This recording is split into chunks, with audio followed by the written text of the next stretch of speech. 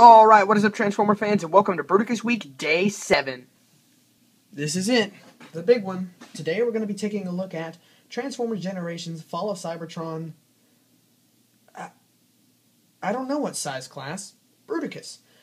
Here is Bruticus in his combined mode. I combined him yesterday, and so today we're doing the full review on this big guy here. We'll go ahead and take a look at his colors here. As you can see, Onslaught's colors are right there in the middle. You can see the green and the blue tie together very nicely with the Blastoff figure and the Brawl figure down there. The greens match, and the blue on Bruticus's head especially matches Blastoff rather, his dark blue. The purple on Vortex and Blastoff do match as well. It really ties the figure together, just the matching colors. Swindle being the only oddball out because he's yellow. However, Bruticus's eyes are yellow, so once again it ties right back in. And the purple on Swindle, same as Blastoff and Vortex. So overall, all the colors, although they're scattered across the spectrum, do relate back to each other in one or another way. So this guy doesn't feel more or less like a bunch of paint slapped on a canvas just so it looks good. It actually, there has some intention behind it, so it looks different. However, a lot of the colors, as I said, tie back in together. So that's something interesting. Here's the close-up of his face. You can see very, very nice. So game accurate. This is the piece de resistance of the wonderful head sculpts. This thing blows all the others out of the park. It is so detailed, so accurate, and so nice. Bruticus is also very poseable, contrary to popular belief. We'll start up here at the top. You can see his head does swivel back and forth just a little bit, although I'm going to have to hold him because he's wanting to fall over on me. The joints are very tight on this guy, which adds to his stability, unless you're trying to hold him up for a review. So his head does swivel back and forth. You can kind of untab to get him to look up, however it does leave this panel here to protrude. But other than that, he does have a waist swivel here, and once again it's on that very odd slanted joint that Onslaught's waist is on.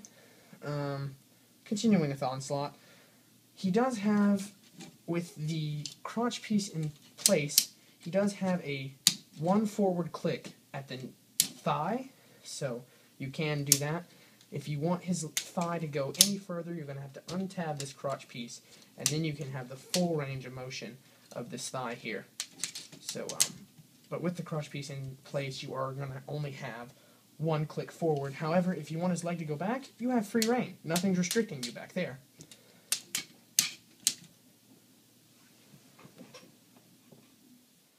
Now, Blastoff does have pretty good posability as well. The shoulder joint here locks in and rotates all the way around. He does have the swivel joint here right below the cockpit piece. And he does have an elbow here as well from where the thighs were. The hand is also a little articulated if you want to swing it in, but not that much. Vortex is the same story. He does have this swivel joint here on the arm, and it does click in and out like so. And I forgot to mention it on Blastoff, but Blastoff does that as well. Heavy ratchet joints to swing in and out. At the elbow, there's really not that much for Bruticus because it tabs in right here. However, if you untab it, you can get elbow articulation, however it is very loose. So you're probably going to want to leave that tabbed in. You can get a little bend down here, although it doesn't really look like the elbow, but when it's bent up like that, it might as well be. So you do get a little motion, and you can swivel this as much as you want to. And the hand doesn't swivel any, but it looks nice. But if you want to add in a little firepower, you can flip the hand in like so. And you can put out Vortex's vehicle mode gun to give Bruticus a gun hand, which is cool. So there's that. And then we'll just move on to the legs. There's not much articulation here on the legs. It's just a knee bend here. So, and the cool part about Swindle, actually, is if you bend the knee, the hood of the car actually moves in and out. So, you can kind of see that happening right there. On Brawl, it's the same thing, except there's no real action.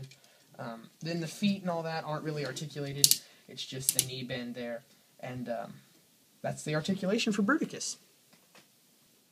Here's Bruticus wielding his massive weapon, and as you can see here, this is why I don't like it. It makes the arm way too long, and you have to have him holding it out and if you don't want it to drag the ground. So, not a very good weapon choice. And here you can see my custom configuration of the weapon. It's much smaller and much more compact, and it actually looks like a cluster of weapons, whereas the other one just looked like a giant mass of weapons piled atop of each other. Just to get it out of the way, I want to show what the shoulders do when Onslaught's weapon is not tabbed into the back. As you can see here, it is susceptible to free movement. The whole shoulder bit can rotate here, and if you're going to want to rotate the arm, well, the shoulder's going to get in the way there, and it's going to rotate when you don't want it to. This is how I ultimately like to display my Bruticus, with Onslaught's weapon firmly on his back, locking these shoulder bits firmly into place. They're not going to go anywhere.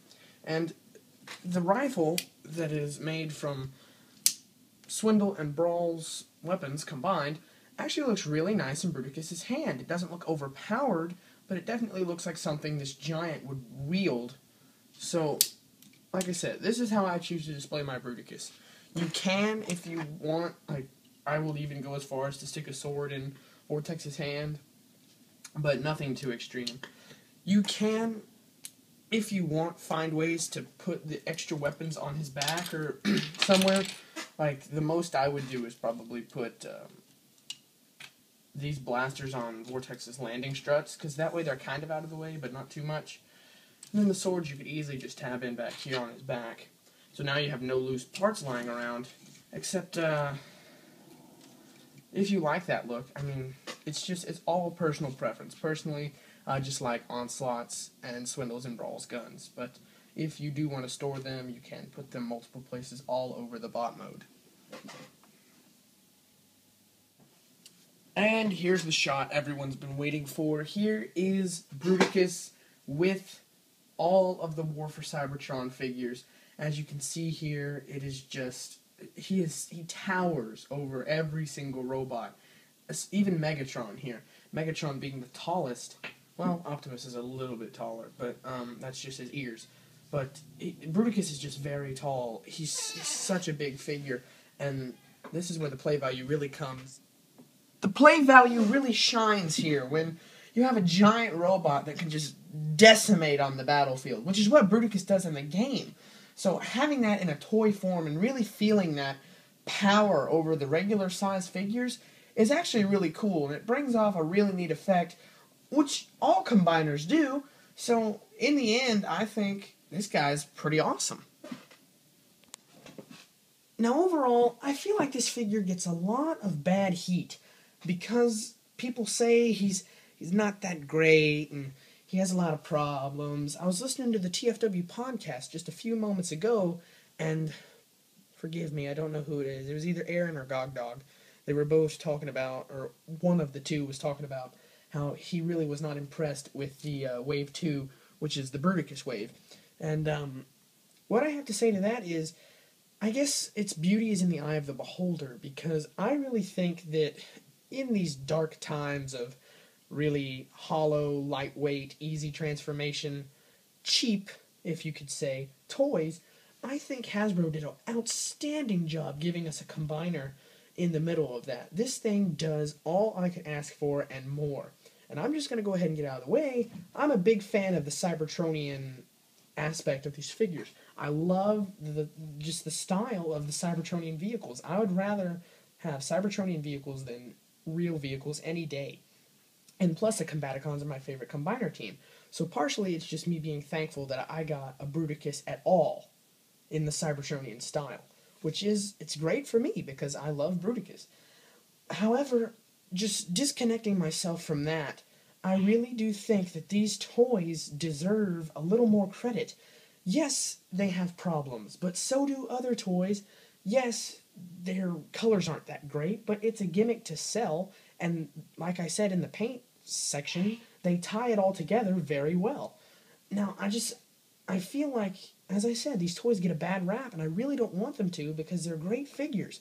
Of course, Onslaught doesn't have as much versatility because he has to be in the middle, but all the figures, they can be whatever limb they want to be. Right arm, arm, right foot, left foot. They can be anyone. And that's what makes these figures so cool. It's versatile, it's fun, and as I said, there's 16 possible combinations for this guy, and there's millions of fan transformations that people have already come up with. So if you're debating on picking up Bruticus, I would advise you to try it out, because this figure may surprise you. So that's just my opinions on Bruticus. I feel like he doesn't get that much credit. I love this figure. This is my favorite Fall of Cybertron figure. Probably my favorite figure right now. I haven't had a combiner in who knows how long. Well, the last combiner I had was Revenge of the Fallen Devastator, and that one sucked. If you want to talk about a bad combiner, go rant on that guy. But Bruticus doesn't deserve all this bad rap. I think he is very, very good for the price. For about $70, $80, this isn't bad. They're deluxe toys that can be played with individually, and if you're saying $70, $80, that's bad. Well, some people, would you just look at the Prime line? A lot of people have that Prime line, and the Prime line is way worse than this, in my opinion. So, I don't feel like people should complain about this as much, because this figure is good. This is the best figure that they have out now in today's toy quality time for the price. So, that's Bruticus. Now that I've got that out of the way, let's get into the fun stuff. I'm going to show you every configuration Bruticus has. Obviously, we'll start with this one, because this is the standard Bruticus Generation 1. There's Blast Off, Vortex, Swindle, Brawl. This is the way he's always been. But let's look at a little more into the odd spectrum. Now, I want to mention this configuration especially because this is the Energon Bruticus Maximus configuration. This is the homage to the Energon Bruticus Maximus, because the colors are so very close to the Energon Bruticus Maximus toy. This is the way he was actually, this was his base mode. The Energon Bruticus Maximus was Swindle, Onslaught, obviously in the middle, Swindle, Blast Off, Vortex, Brawl. But just for those who are nostalgia-based, this is what he looks like in his Bruticus Maximus mode. Now, it's pretty good. I enjoy it. I think it's pretty good. I didn't flip out his thumb. Hold on. Wrong thumb. Sorry. It's pretty good. I think that this arm is a little bit longer than Swindle's, which looks a little odd, but, I mean, you can... There. Now it's the same height. I mean, it's just, you just play around with it and make it look right. But, yeah, I really wanted to mention this one especially. Here is the third configuration, and it goes as follows. Blast Off, Swindle, Brawl, Vortex. So, I mean, it looks alright. Here's configuration number 4.